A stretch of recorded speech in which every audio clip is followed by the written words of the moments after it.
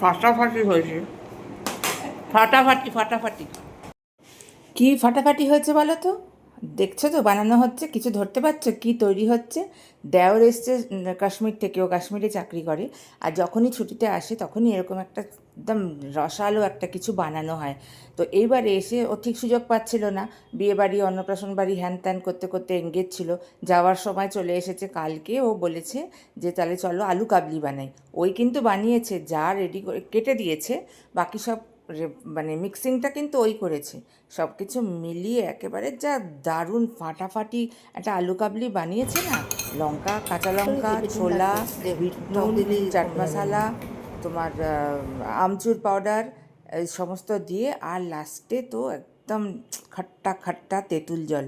ফাটাফাটি হয়েছে, কি বলবো, যা বানানো হয়েছিল না। তোমাদেরকে এটা খেয়ে নাও, এই ছবির থেকেই তোমরা খেয়ে নাও, ফাটাফাটি হয়েছে কিন্তু।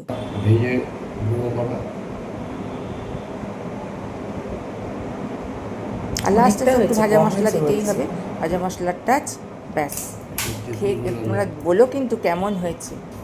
আমার তো দুর্দান্ত লেগেছে, মুখে লেগে আছে, আবার কবে খাবো তাই মনে হচ্ছে।